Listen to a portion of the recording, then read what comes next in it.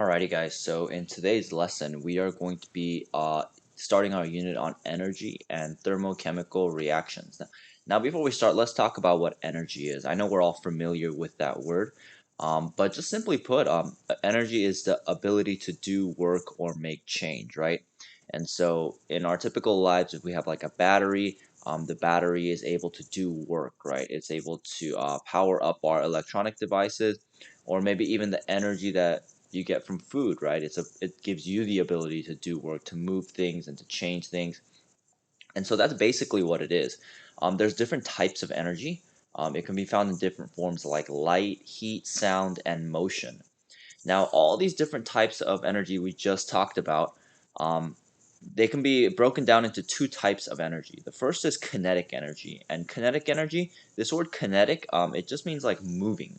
And so kinetic energy is moving energy. It's energy of motion. So when things move, and the energy that makes them move is called kinetic energy. So electrical energy would be an example of this, because electrical energy is just a movement of electrically charged particles like electrons and ions. And so when we have like a battery, like we talked about earlier, a battery is has a positive and a negative end, and we have a circuit, like let's say we have a wire, and then it powers a light bulb. The electrons move along the wire, and the movement of the electrons is what allows the light bulb to glow. And that's the same for everything from your phone to our lights. Everything that runs on electrical energy is based on the movement of things like electrons or ions, right? Ions like Na plus, Cl minus. We talked about these earlier in the year. Another type of kinetic energy is radiant energy. Another way to describe radiant energy is basically light. And so movement of radiation, like visible light, so the light that we see. X-rays are a form of light, UV light, gamma rays, things like that. That's all forms of radiant or light energy. So light is made out of tiny particles called photons, right? And these photons, they move in waves like this. Now, depending on how big the distance is from between these two waves. It's called a wavelength. Um, that determines how much energy it has. And so light is a form of energy. And that's why if you're in the sun too long, there's UV light. There's energy in that. It could damage your cells because there's too much energy, and it could damage your body. Or things like gamma rays from nuclear reactors and radioactive compounds. They release photons, but they have a lot of energy, and that's why people can die instantly, even though they're just in the presence of light, right? Technically, it's because there's so much energy coming from those radioactive compounds. And the last type of kinetic energy we'll talk about is just motion energy. It's something that we're familiar with, the movement of objects and substances from one place to another, right? So if you got a car and it's moving, obviously it has kinetic energy, right? That's why if unfortunately you are in the way, let's hope not, then the motion energy would be transferred to your body, and that's why you can get hurt if you're in the way of something that's moving, if it has too much force, and it's because there's energy behind that moving car. All right. The other type of energy is called potential energy, and we all know what the word potential means. And it's the same thing with potential energy. Potential energy is basically just stored energy. So there's energy there, it just hasn't been released yet. And so this could be a little bit more abstract than kinetic, because kinetic is moving energy, but potential energy is energy that's stored. It's not moving anything or changing anything yet, but there is energy there. Good example would be gravitational energy, right? If you have a rock that's very high up, let's say it's like on a cliff, right, and this is the ground, it has potential energy because it has energy. If that rock begins to fall, that energy would change into kinetic energy. And you guys probably know, if a rock's falling from a high place, there's a lot of energy behind that. So there's potential energy inside the rock, but until that rock falls, that energy is not released, but it is there and it's ready to go. Another example would be stored mechanical energy. And so things like compressed springs or rubber bands, right? So if you've ever seen a spring, if you push down on the spring and you let go, what happens? The spring, it bounces up. and it's because there's energy stored in there. So there's potential energy. Or like a rubber band, if you stretch out a rubber band very far, right, there's energy there, and that's why if you let go of the rubber band, it shoots out in one direction. It's because there's stored or potential energy there. Another example would be something called chemical potential energy, and this is what we're mainly going to be focused on for this unit. Okay, chemical potential energy is the energy that's absorbed or released from a chemical reaction. So just make sure that you guys copy this one down. The other one was just for your information, but take a second to copy that down.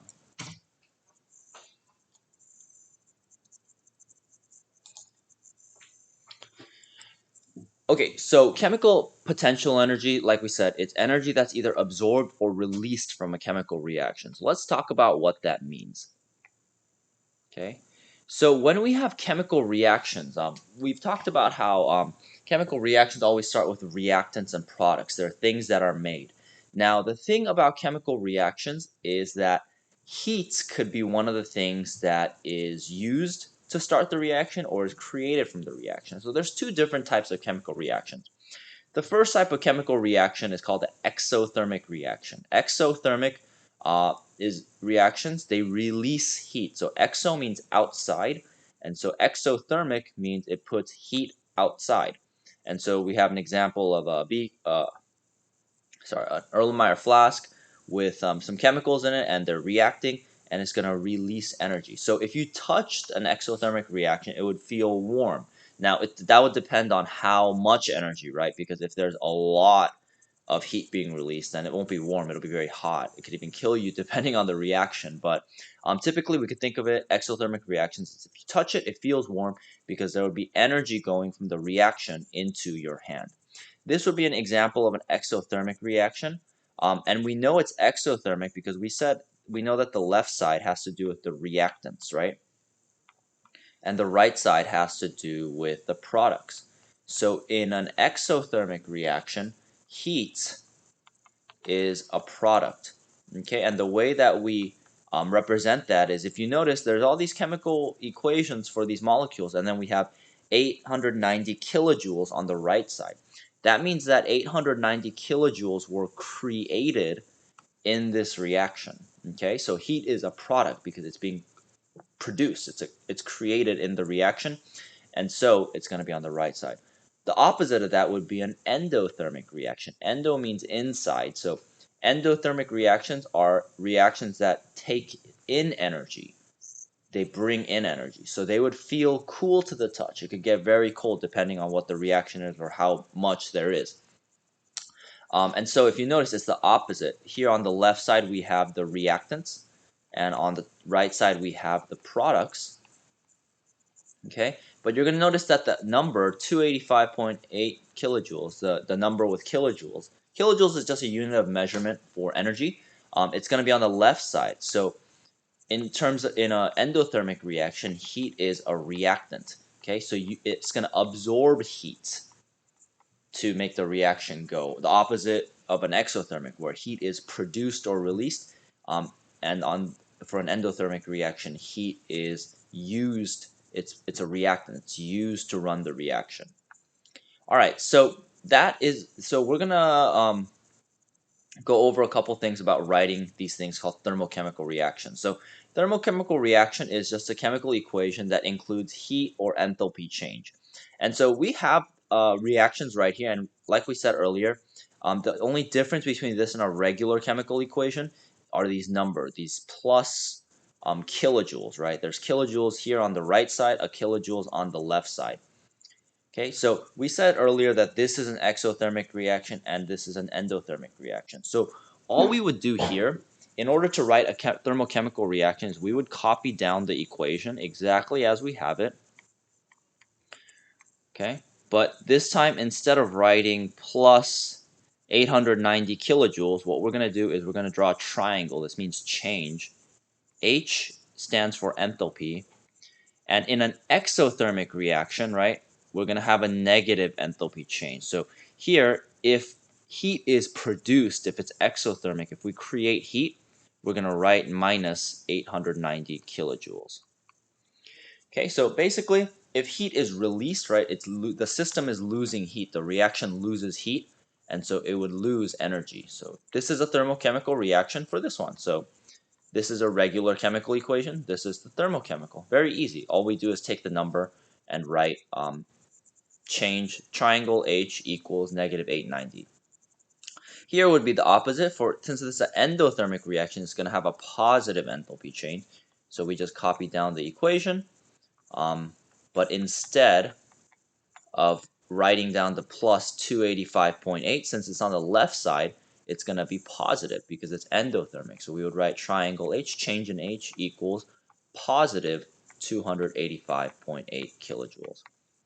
Oh, and it's kilojoules per mole. Sorry about that. Okay, so again, writing a thermochemical reaction is very simple. All we do is take the information about the kilojoules. We just figure out, is it on the left side or on the right side? If it's on the left side, it's positive change in enthalpy. If it's on the right side, it's a negative change in enthalpy. So what we're going to do now is we're going to do a little bit of stoichiometry with this, but I'll go through it step by step.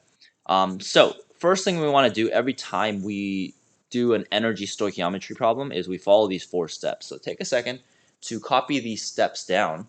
But step 1, we basically just figure out, is it exo or endo? Are we releasing energy or are we absorbing energy? This will also tell you if the enthalpy change, the change in enthalpy is going to be positive or negative. Okay, if it's exo, it's negative.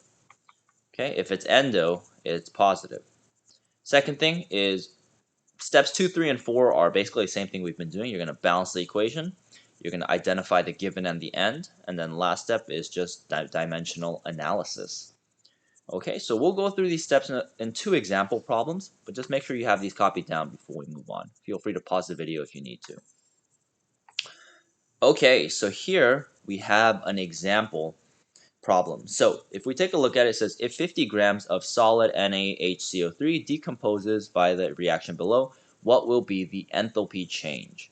Okay, and then we have some sub questions here. Is it exo or endo? Now, step 1, we said we're going to figure out, is this exo or endo? So if we take a look at this equation, this part right here, the change in enthalpy, change in H, will tell us if it's exo or endo. Now, if you take a look at the number, it's a positive number. Okay, if it's a positive number, it's going to tell us that this is endo. And if it's a negative number, it's going to tell us that it's exothermic. So in this situation, the number is positive 129. So this is going to be an endothermic reaction. That means this reaction is going to absorb heat. So if we want to write it, the heat, that change in enthalpy would be on the left side. It would be positive. It'd be 129 kilojoules on the left side. Okay. All right. Step 2. What we're gonna do is we're gonna determine, or sorry, we're gonna balance the equation. So let's take a second to balance it. So we have Na, we have H, we have C, and we have O, and we're gonna make our table. And we're just going to count up how many we have on the left and the right sides. The left side we have 1 of everything and 3 oxygens. And on the right side we have 2 sodiums. We have 2 carbons. We have 1 carbon here, another carbon here. So we have 2 oxygens. We have 3, 4, 5, 6. And then hydrogen we have 2. So it looks like everything is messed up. So it seems like we have fewer sodiums, NAs, on the left side. So what I'm going to do is I'm going to add a sodium to the left side. But I can't just add a sodium by itself. I have to add the whole molecule. And if I add the whole molecule, I have 2 sodiums, I have 2 hydrogens, I have 2 carbons, and I have 6 oxygens. So there we go. We balance the equation. All we need to do is put a 2 in front of the reactant. And so we're just going to put a 2 right here. Okay, so there we go. We've balanced the equation. Okay, step 3, we want to determine the given and the end. Now, the given in this problem is pretty simple. It's 50 grams of solid NaHCO3. So it's 50 grams of this. This is our given. Okay, so our given is 50 grams of NaHCO3. Okay, and our end it's going to ask for the enthalpy change. So if you're looking for enthalpy change, what you're looking for is you're going to be looking for kilojoules, kJ, the way that we measure energy. Okay, so we're starting with grams and we're ending with kJ.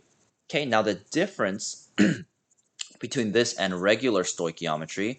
Okay, regular stoichiometry, if you guys remember, we use the acronym GMMG, right? Um, because we start from grams, we go moles, moles, grams. But it's not going to be like that this time. We're going to have to find a different acronym. So what we're going to do this time is we're going to start with our given. We're going to write 50 grams of NaHCO3. Okay, so basically we want to start with grams and we want to find enthalpy change. We want to find kilojoules. So we're going to set up a fraction. Since I want to get rid of grams, I'm going to put grams of NaHCO3 on the bottom. And I'm going to be turning that into moles of NaHCO3. Okay? And if you guys notice, there's grams and moles on the same fraction, so we're going to get the number from the molar mass. Okay, so all we need to do is find the molar mass of NaHCO3. So what we're going to do is we're going to add Na, which is 23. So we have 23 plus hydrogen, which is 1, plus carbon, which is 12, and then we have 3 oxygens. So 3 oxygens is going to be 48.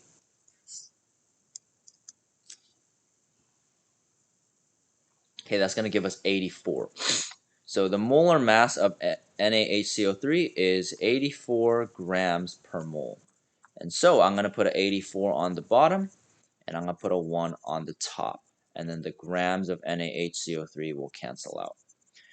Okay, I have moles now, but I don't want moles. I want kilojoules. So this is where it's going to deviate from regular stoichiometry. So I'm going to put moles of NaHCO3.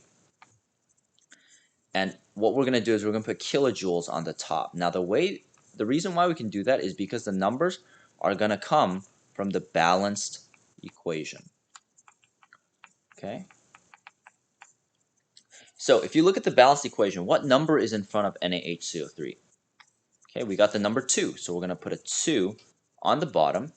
And then for kilojoules, remember, this whole thing is part of the equation. So kilojoules, we have 129. So we're going to have 129 kilojoules. And we know that it's a positive number, so we're going to keep it positive. And then moles can cancel out. And there you go. All we need to do is solve this equation, and we're good to go.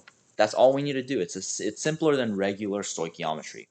So we're going to start with the number 50. We're going to divide by the bottom, divide by 84. We're going to multiply the top, which is 129. And then we're going to divide by 2 on the bottom. And that's going to give us our final answer. And our final answer is 38.39. I'm going to round it up to 3. And our units are kilojoules. And that's going to be our final answer. Okay, so in this reaction, we said it's endothermic, so that means it's going to absorb energy. So that means in this reaction, 38.393 kilojoules were absorbed. Okay, so this reaction took in that much energy from the environment, so it'll feel cool if you touched it. It would be cool to the touch. All right, and that's it. That's just energy stoichiometry. Very simple. We'll go through one more example. If you feel pretty confident trying it on your own, feel free to pause the video and do that. But if not, it's okay. I will be with you guys, and I will go through it step by step. Okay, so this reaction right here, it's already balanced for us. Okay, for us. And this, you guys might have seen this reaction before. It's the reaction for photosynthesis. It's how plants make energy. So in this situation, if 10 grams of solid glucose, which is the C6H12O6, it reacts with excess oxygen, what will be the enthalpy change? All right, so first thing we want to do is figure out, is it exo or endo? So if you take a look at this, the enthalpy change, you'll notice it's a negative number. If it's a negative number, we know automatically that it's exothermic.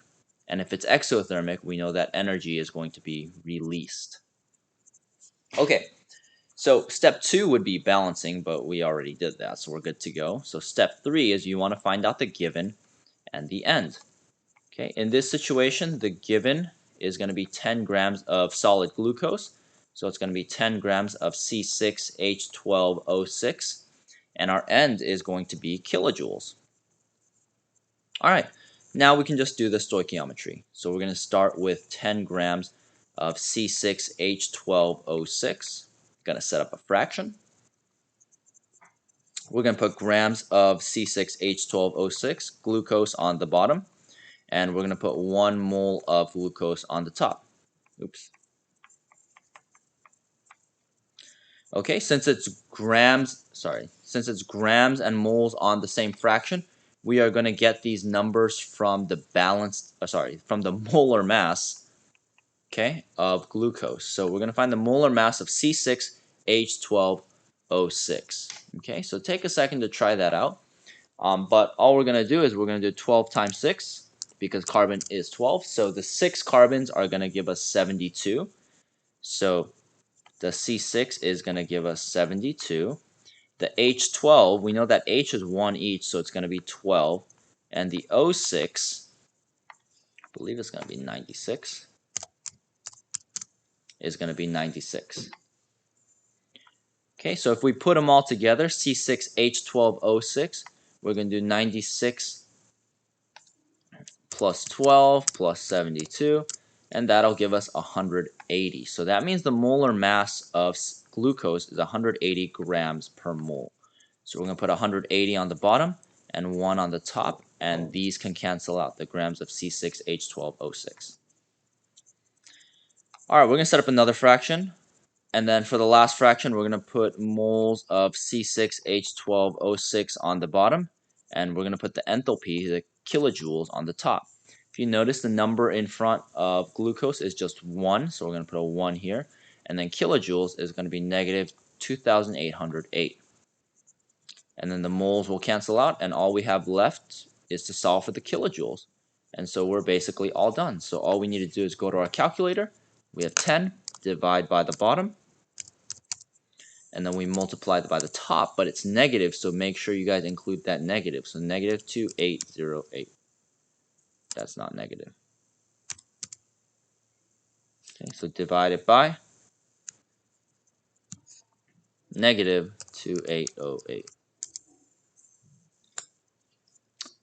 My calculator is very uncooperative here. Okay, so 10 divided by 180. We're going to divide by 2808.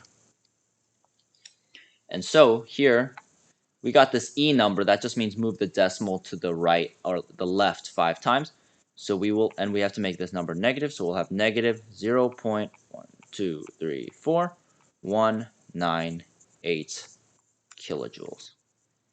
And this will be our final answer. And this is how much energy is released from this reaction.